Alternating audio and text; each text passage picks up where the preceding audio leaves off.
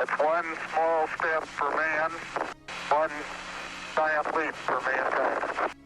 I am Iron Man. I'm Pickle Rick! I have a dream. I am your father. I'm Sean Spencer. This is my partner, Gus Silly Pants Jackson. I'm gonna show you how great I am. God bless America. Avengers!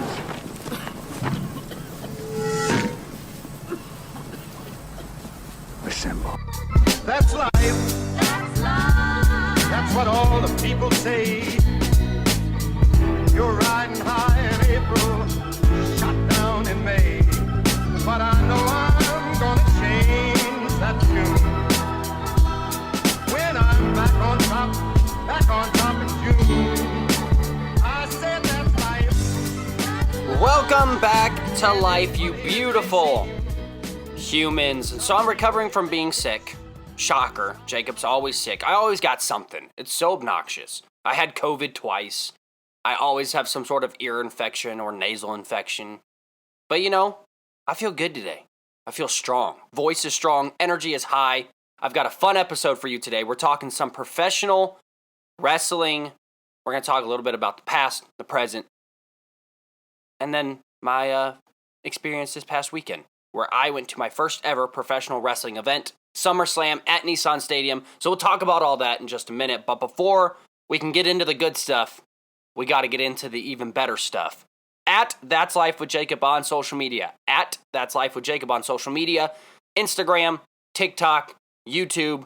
That is where this podcast will grow. That is where we can connect. You can connect with me. Exclusive content, fun, exclusive videos only to the social medias. We get to interact on there on the daily. So a lot of fun stuff on the social medias. Just do me a favor. You're on it all day anyways. Just put that at That's Life with Jacob in the top row. Search for it. Find me. Follow. Give me a thumbs up on my last post. That's all I'm saying. Nothing crazy. You don't even have to ever look back at that Instagram page or TikTok page again. But at That's Life with Jacob on social media. Now let's get into professional wrestling.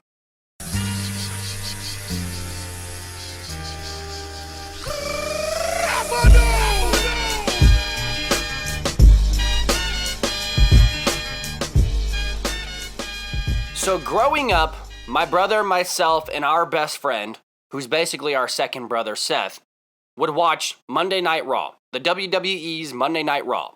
So I grew up in watching professional wrestling. My parents were big professional wrestler fans. They went to a bunch of events in their young marriage career, as I like to call it, a career, you know.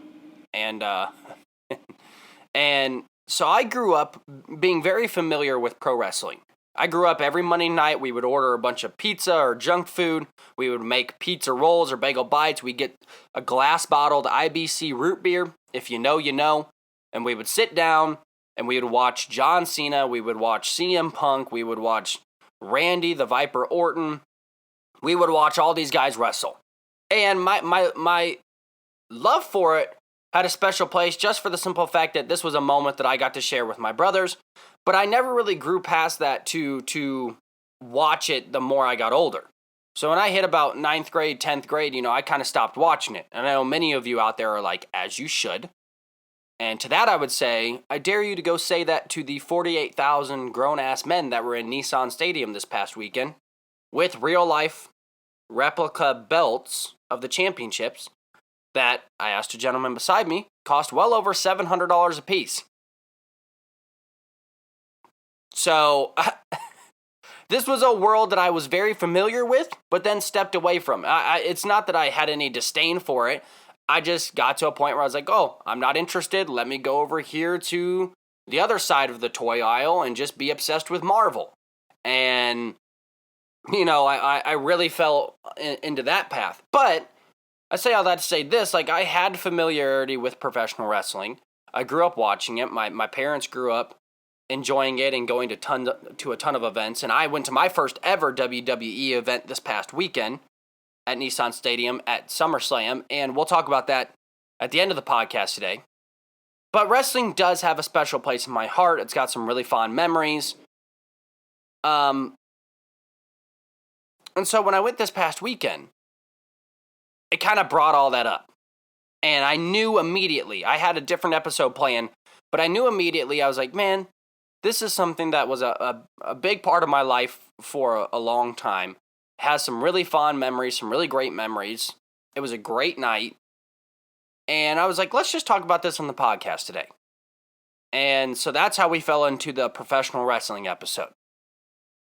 Now, wrestling has a very large and rich history outside of the United States. We're going to hyper-focus in on the United States history of it because I want to move more towards the history of the WWE and talk more about SummerSlam than I do about the whole history of professional wrestling.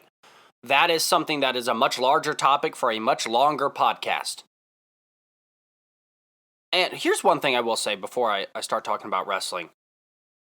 The one thing that this podcast has done for me, personally, is it's allowed me to explore my curiosity. You see, in today's day and age, nobody's curious. Nobody explores their curiosity. Back in the day, people would board a boat just to go see what's on the other side of the ocean. People would grab a torch and a compass and go into a cave. We would get in a little thing called a plane and soar the skies to see, to be curious. No one's curious anymore. I know this sounds a little Ted Lasso-y, but be curious. Explore your curiosity.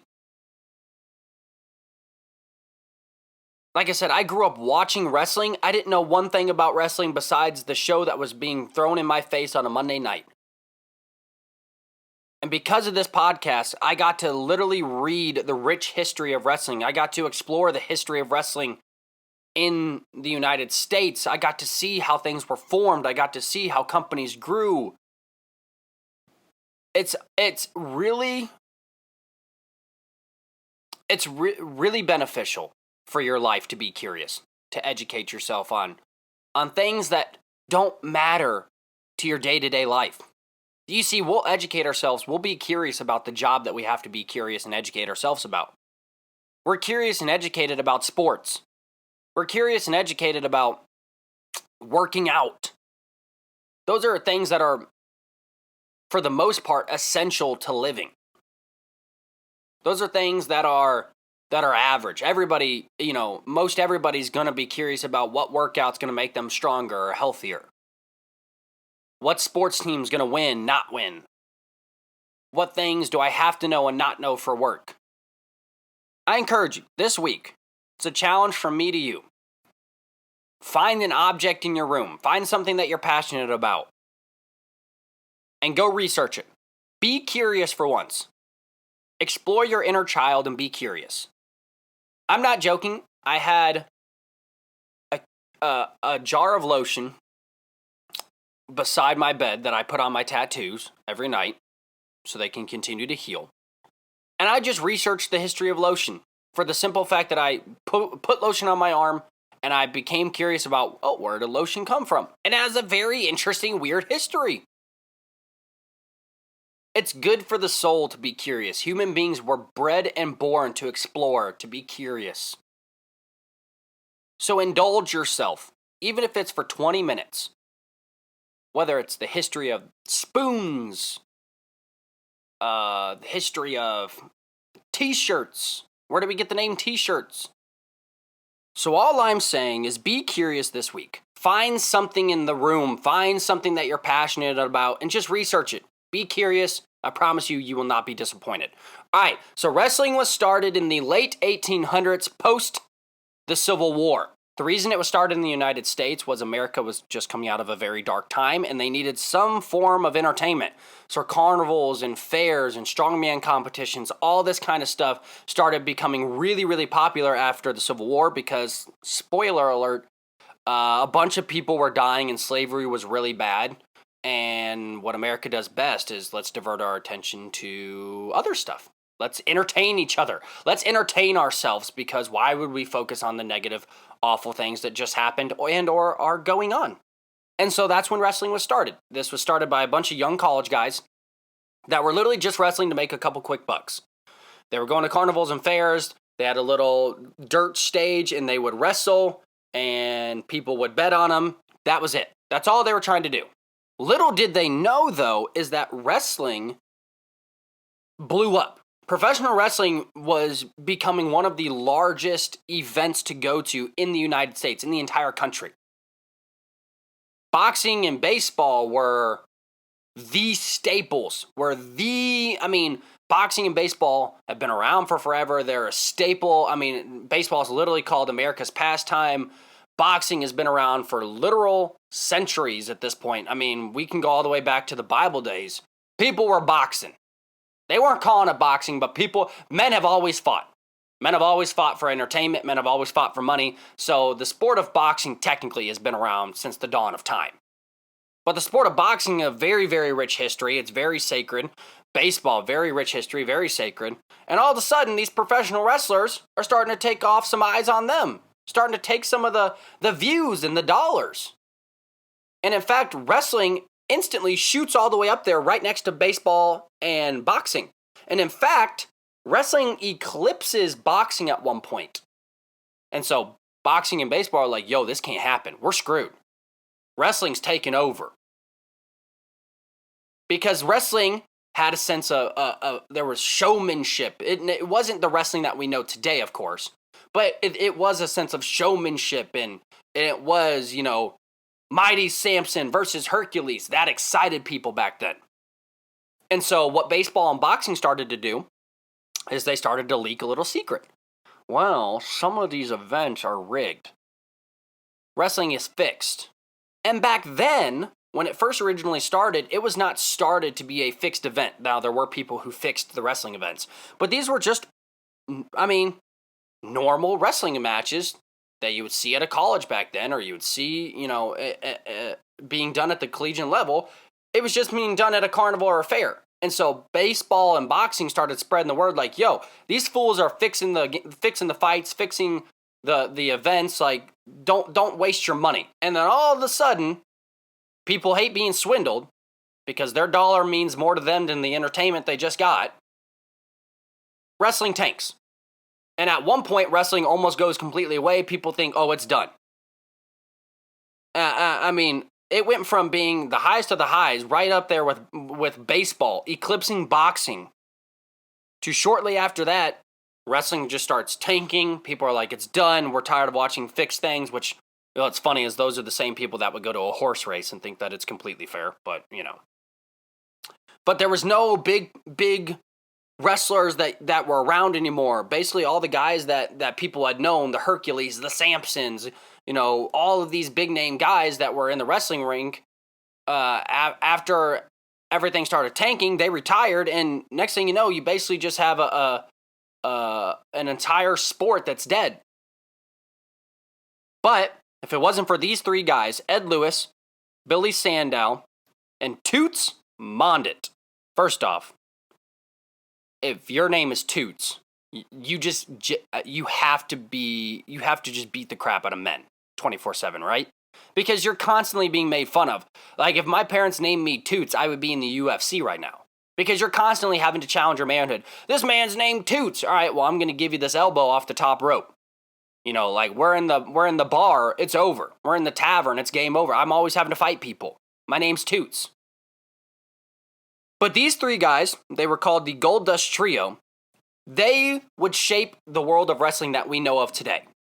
They would shape what we know of and how it's, I say refereed in quotation marks. They would shape the way that it was refereed. They would shape the way that it was structured. They added disqualifications. They implemented time limits.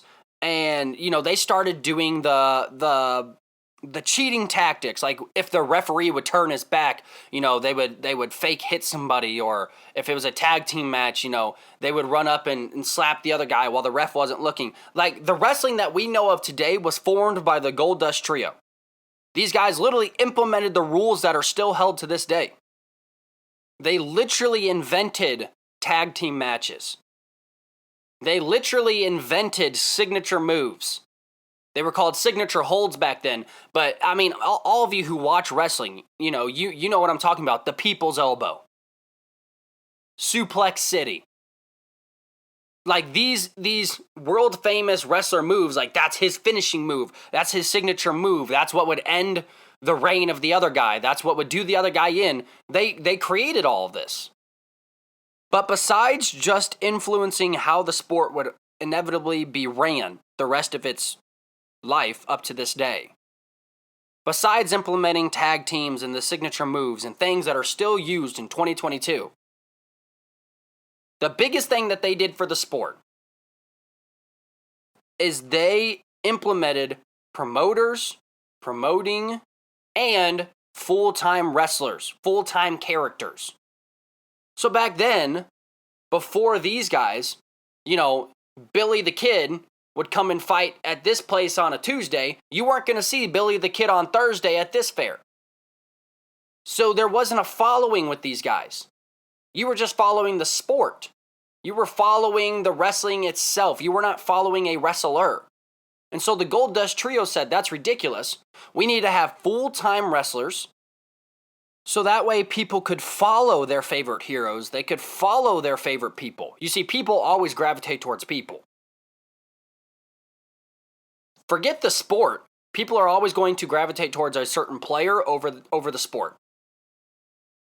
I say basketball, I gravitate towards LeBron James. I'm going to watch everything LeBron James does on the basketball court. I say baseball, people gravitated towards Jackie Robinson, Mike Trout nowadays. Like, people are going to gravitate towards their favorite people, and they understood that, hey, people are going to gravitate towards their favorite heroes, but they're not going to gravitate towards people if they're not around every week. So they said, no, forget that. You're going to be around every week. We're going to travel as a group. This was the first honestly full wrestling association, even though they weren't named at the time, of a group of 15 guys that would travel together so you got to see your favorite heroes. And then they would have promoters. They had guys that would promote these heroes. Like when you see at carnivals, come see at 6'3", Hercules, wearing an armor of gold, having the smile of the gods. Hercules is fighting Samson, who has the eyes of Satan himself. Like, that's literally what they did. So not only did he affect the sport in the immediate, he changed how wrestling will always be.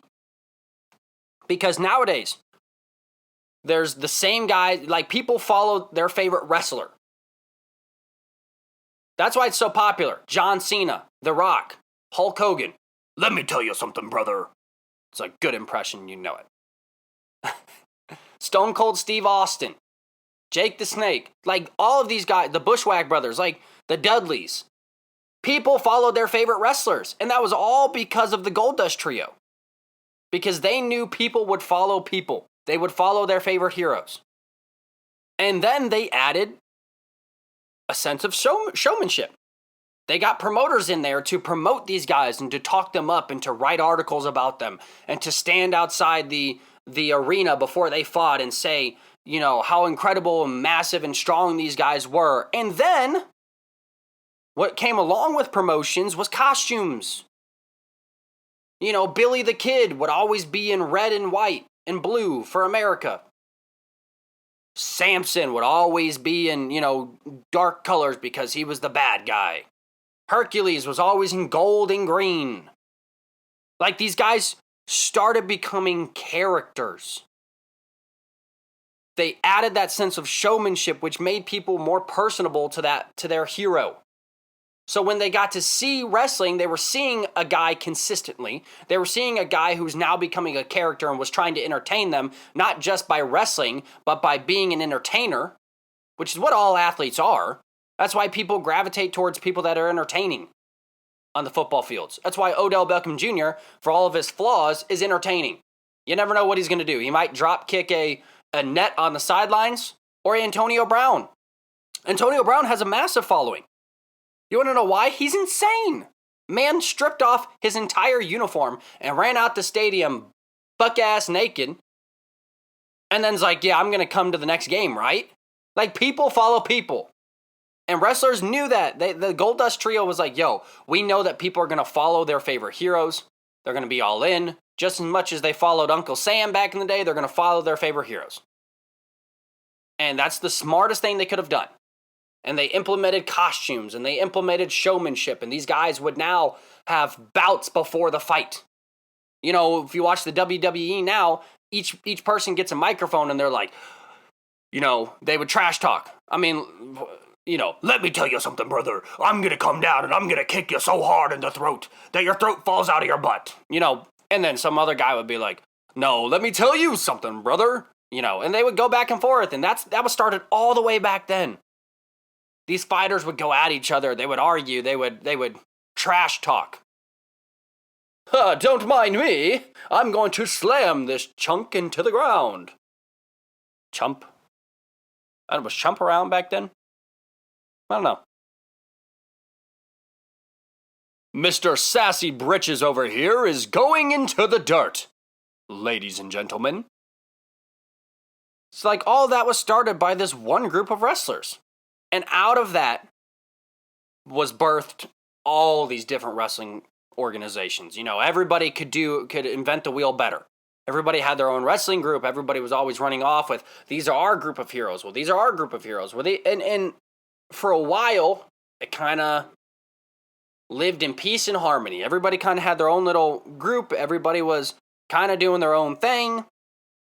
And then everything started fighting. Promoters started buying other wrestlers. So the champion of the Goldust Trio was getting bought out by the champion of, you know, there's so many different wrestling organizations back then, but they were buying and stealing stars so they could stack up their roster over here, or they would be a champion in this division, and then they would leave and take their championship status to this division, and it got so crazy and chaotic, and literally it was at the point now where fans were starting to drop off because championships didn't mean anything, and they couldn't follow their favorite wrestler because 1 week he would be there, 1 week he wouldn't be there. So they literally signed a peace treaty called the NWA. No, not the Ice Cube song. Implemented in 1948. I mean, it was around a couple years before that, but no one really recognized it until 1948. What the NWA did was it basically got a spokesman who was enforcing rules across the entire board. No more talent rating. Guys couldn't jump from promotion to promotion. You couldn't steal a guy. You couldn't buy a guy. You had your guys, they have their guys, everybody lives in harmony. Talent couldn't just pick up and leave. They had to start signing what we would consider contracts in today's day and age. The sole purpose of the NWA was to put everybody under the same umbrella. They all might fight in different regions, they all might have different heroes, but all of the promoters all had the same goal. It was basically turning everything into an ownership group. So the NWA was now the massive organization known as professional wrestling. Like the NWA was the contract, the blanket that everybody fell under. And honestly, what I found super interesting out of all this is, yes, it finally, it's like the NFL, like the NBA, it's now the NWA. But people who went against the NWA were met with violence and death. So promoters that were still trying to steal talent, promoters that were still trying to bribe other wrestlers and all this other stuff, they were literally being killed. Their houses were being burnt down. Their wrestlers were dropping dead. So people started following real quick, when it's like, yo, you're probably going to die if you try and do this. And people shaped up real quick. So the NWA, with a little help of violence and being terrifying, finally unified wrestling. And then, of course, TV came along not too long after, and that's when pro wrestling became the mega bust that it kind of was for several years. And I mean, with TV on, people were now being entertained by wrestling all the time. You could watch your favorite wrestler. You didn't have to travel to see your favorite wrestler. So in the early 50s, it was a booming business. It was the largest thing that you could possibly have. In fact, the two main wrestlers of the day, Thesis and Leon Drew, they brought in a record $100,000 for one of their matches. Nature Boy, Buddy Rogers, Gorgeous George. Like, these guys were now becoming household names. To bring in $100,000 back then in the early 50s it's like the Super Bowl today. Like, that is millions of dollars today. So needless to say, business was not only good, it was great. And the promoters were all operating under the same umbrella. Everybody was happy. And during all of this, in 1952, Jess McMahon founded the CWF. And upon his death, his second son, Vincent J. McMahon, inherited the business and renamed it Worldwide Wrestling Federation, the WWWF. So, all of these promoters are building their own little companies. They're all operating happily. And then, of course, about 1956, 1957, the NWA goes away. People are already starting to make side deals with different promoters, with this TV person, with that, and everything went back into chaos. And during all this chaos, several promotions, several wrestling corporations lost all their money. They could not continue without their TV contracts, and so basically they were like, if you didn't have the best talent, all of these little side promoters and all these little side groups, everything started dying out. Once the NWA went away, no one had a leg to stand on. No one had something to protect them. And then one group that was formed in 1952, which is now known today as the WWE, changed, by the way, to the WWE in the early 2000s. I think it's 2001. No, 2002. I remember reading this. So it was changed to the WWE in 2002 from the WWWF.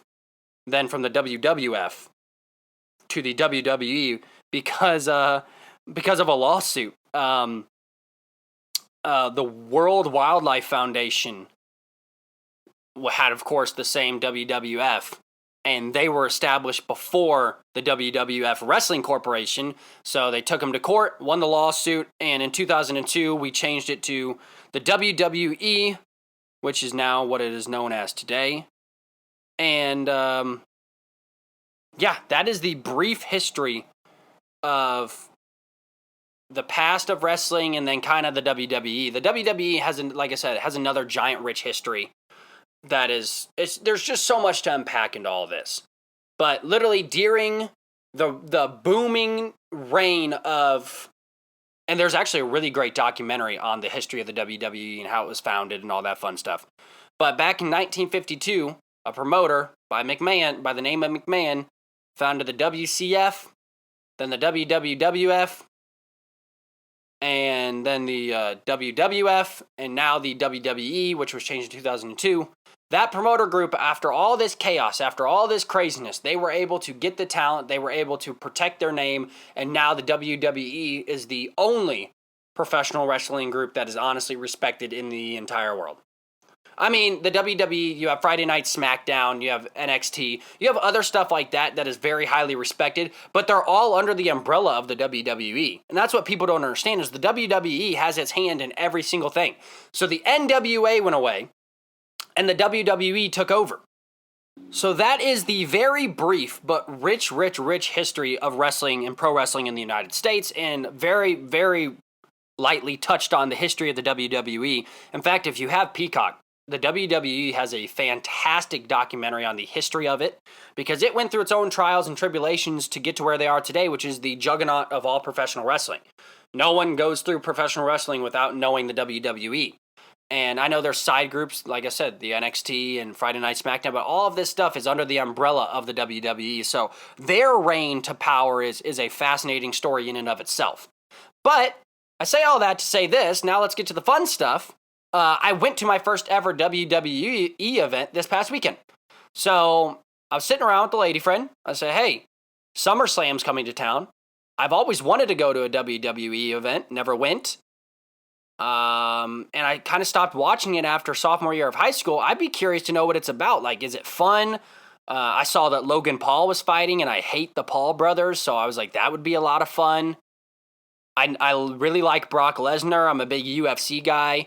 Ronda Rousey was there. I'm a big UFC guy once again. So I was like, oh, there's a couple really, like, well-known UFC fighters that are now turned pro wrestlers. Pat McAfee's fighting, which Pat McAfee is one of my all-time favorite people in the entire world. Arguably the best sports podcaster going on in the entire business right now. That's just my personal preference. So I was like, yo, for absolute sure. Like, let's go see it. So, first off, I go out there with my Dwayne The Rock Johnson t-shirt. Cut off, because that's what we do. Boots to asses. The people's champ. And millions! And millions! All week, I've been just quoting The Rock. Because he was my favorite wrestler. Him and John Cena were like my guys. So, we go to this event. We bought nosebleed tickets for like $24, $25, something like that. And by the way, a $25 ticket is not a $25 ticket anymore because of the COVID upcharges and the fees and all that kind of stuff. Like two $25 tickets ended up being like $125. That's besides the point. Maybe I'm a little bitter, but whatever. Money grows back, not in my pocket, but in somebody else's. And so we bought like just cheap tickets. I was like, let's just go. It'll be silly. I've never been to an event. This could either suck or it could be really fun. Whatever. Instead of going out and, to dinner and to a movie, I feel like that's what everybody does. I was like, let's go see SummerSlam. So we ended up getting upgraded tickets because I don't even really know why, but we got upgraded tickets. So we sit down. It's a lot of, we're in really good seats. The energy is awesome. And a couple things that I realized right out the gate. People are invested into this like I am the Oregon Ducks, like I am Marvel. And I that makes complete sense, but for some reason, I did not put two and two together right out the gate. And I was just like, yo, people are like obsessed with this. Like people got tattoos. And then I'm looking at my dumb ass with an Oregon Ducks tattoo. I'm like, people tattoo this kind of stuff onto them? And then I look at my arm again with my Baby Groot and Olaf tattoos. And I'm like, yeah, Jacob, you should probably just shut up. But I guess I didn't realize how invested people are into this. Like some people don't do football because I talked to a very, very nice gentleman beside me. Intricate fellow, but a very nice gentleman. He watched my belt, my WWE belt that I bought while I went to the bathroom. So thank you for that, Ryan. You were an awesome dude. But he hates sports. This is his go-to. This is his life. This is what he watches. This is his NFL, which I was like, oh, that makes complete sense. So I didn't put that together. I also didn't put together how many grown men carry around full replica belts that each weigh like 45 pounds apiece that are like real metal, real gold, some of them real silver. That kind of blew my mind. I mean, it would be like bringing a full-size football helmet to an NFL game. It'd be like bringing no. It'd be like bringing the Lombardi Trophy everywhere you went because that's their trophy, the belts, right? So I was like, that's dope, and I almost bought one. If it wasn't $550, I was very close to buying one. I was like, man, I don't need it, but now that everybody's got one, I feel like the jackass. Like I was the anomaly there. I had all my teeth in my head, which I'm just joking. It's a joke. It's a joke. Goodness. But I was like, I'm the anomaly. I don't have a world championship belt that's authentic. I got this like $40 plastic belt that me and the kids were rocking. Like all these kids are rocking the same belt that I am, and I'm like, man, I think I need to go buy a belt. So I didn't know that. I didn't realize that they would carry around like full replica trophies and belts. I didn't know that was a thing. I also didn't realize how many of them think that it's real. How many guys are convinced that these fights are really happening, are convinced that these guys are really in an authentic match that's not scripted. We've known since the 1920s that all this stuff is scripted, and it's scripted on purpose. It's scripted to have heroes and villains. It's scripted to have a winner and a loser of the fight. It's scripted to have this guy be a champion for a while so that this guy can rise from the ashes and take it from him. Everything's scripted. That's been known basically since the dawn of wrestling. Post the 1920s, this has always been scripted. It's always been about building up characters and showmanship and entertainment. I was blown away by how many people thought that it was real. I don't know if I'm stupid. Maybe I am. The guy beside me, sweetest guy in the world, was not only emotionally invested into this, Not only did he think that this was real, but I watched a grown man cry when his favorite wrestler lost and say that he was complaining about the reffing and cheating like I would a basketball game or a football game. This ref is a cheater. This ref doesn't know what he's talking about. That was not a legal pin. And I'm just sitting there like eyes wide open like, yo, this guy thinks that this is a real thing. He thinks that this is not scripted, that this is, wow. Oh, okay. And it's nothing against him. I just didn't realize that people thought it was real. Now, they do get, like, my brother-in-law's dad runs a wrestling promotion out of Chicago. So I've gotten a lot of the backdoor secrets. Secret is this crap hurts. When you're getting a table, or you're getting thrown through a table, or when you're getting smacked in the back by a chair, or when they're, genuinely smacking you loud enough that you can hear it on the top of a Nissan Stadium football field, like, it's not light. While it's fake, it's not the UFC. They're not really punching and kicking with all their might. They stomp on the ground and they turn their fist away right at the end so they're getting forearm. It still hurts. It's not like this is just patty cake, Baker's man. No, this is patty cake, man. This freaking hurts. Like, it's painful. That's not what I'm saying. I'm not saying that it doesn't hurt and that these guys are all babies and it's all fake. No. They really get hurt. It really sucks.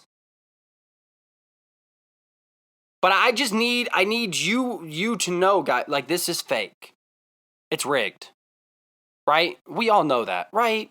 Like, I wanted to turn to the guy so kindly and be like, buddy, this is all rigged though, right? Like, this is fake, right? I just need you to say it. Say I know. Say I know that it's fake. Because I felt so bad for him.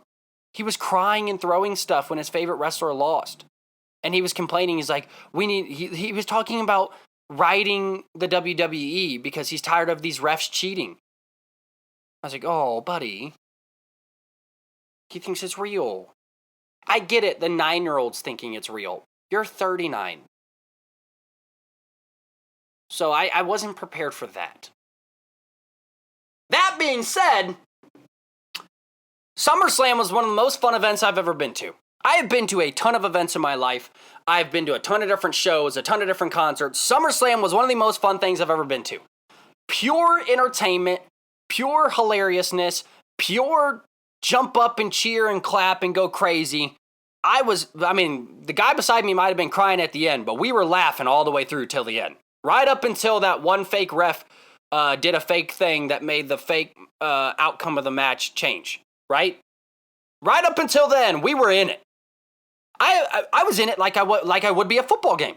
If you've ever watched a sporting event with me, I'm in it. I'm sweating. Like, when I coach, I'm sweating. I'm in it. I'm cheering. I'm going crazy.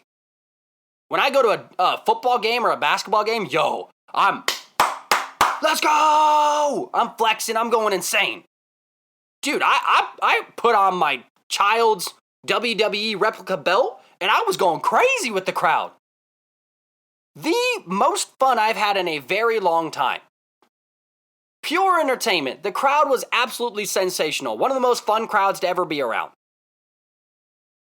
Clapping, cheering, going crazy. I mean, we're chanting. We're at one point, the lights that were on the stage were shining up to where you couldn't see anything.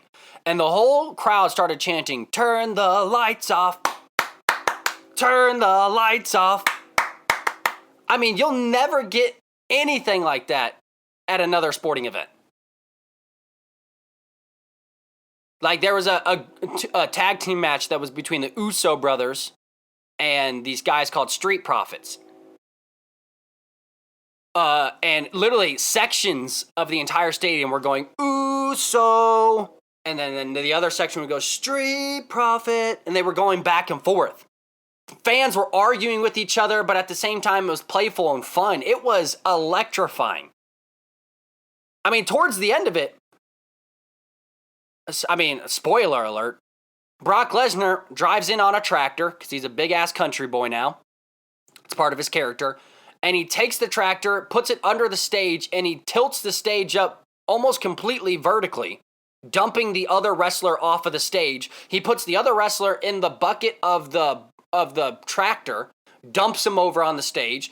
Like, if you don't think that that's one of the most insane, crazy, fun things you've ever been to, yeah, I don't know what kind of tractor flip, stage flipping, chair throwing, table going through in murder events have you been to? So much fun. I mean, and every time, so at the last match, the final match, right? It was a last man standing. So last man standing means that you have to be on the ground for 10 seconds in order for you to, or the other guy has to be on the ground for 10 seconds in order for you to win, right? And every time it would get to like 9, and everybody's like, is he going to get up? And then they would get up and the whole crowd would go, yeah! So you go, the ref would count 8, 9. Everybody's like, oh, the match is over. And then he'd pop up real quick, yeah! Going crazy. I mean, I was into it more than I've been into a lot of things in my life. The most fun, I mean, I'm not joking, I'm getting tickets to go to WrestleMania. I'm going back to SummerSlam, wherever it is. Some of the most fun I've ever had at an event. Logan Paul was a lot of fun. Damn, that kid's athletic. That kid was flying all around. Pat McAfee, if you know who Pat McAfee is, he was a star-studded, just blast of a match. From start to finish, guys and girls that I didn't even know because I stopped watching it. I mean, pure entertainment. I didn't want to get up out of my seat. The one time I got up out of my seat, I've never sprinted to the bathroom, used the bathroom and grabbed a drink and a snack and then sprinted back to my seat so fast in all my life at any event I've ever been to. Didn't want to, literally, and it went. When it hit 7 o'clock for 4 hours straight, pure entertainment, match after match after match after match. It's kind of like hockey for me. When I went and saw hockey for the first time, I fell in love. Same thing with this. I mean, it made me want to get back and start watching Monday Night Raw. Now, I'm not going to get it tattooed onto me or start buying the belts. I know I joke about all that. But in all honesty, though, one of the most fun events I've ever been to. Too many people think it's real, but that's besides the point. Too many people don't. There's definitely a demographic that goes to these events. And I'm proud to say that I'm going to become part of that demographic. I will gladly go back. My girlfriend and I had some of the most fun wrestlers that I literally don't even know their name anymore. I was up chanting for them. And, they've always got surprise guests and surprise wrestlers. And absolutely a blast. But, I mean, that's it. That's the episode for you. There it is. Professional wrestling episode is in the books. SummerSlam review is in the books. One of the most fun events you'll ever go to is a WWE event. Pure entertainment. I laughed the entire night. I cheered the entire night. I had no voice the following day. 100% recommend. It was so much fun. Make sure you're following at That's Life with Jacob on social media. At That's Life with Jacob on social media. Got some exciting things coming to the social media actually over the next few days that you will miss if you're not a part of the family. So you beautiful humans, make sure you get on social media at That's Life with Jacob. Make sure if you like this podcast, you share it with a friend, thumbs up on it, comment on it, whatever it may be that you can do to help this podcast will be greatly appreciated. Once again, everybody, I'm Jacob Courtright, and that's life. That's life. That's life. That's what all the people say. You're riding high in April.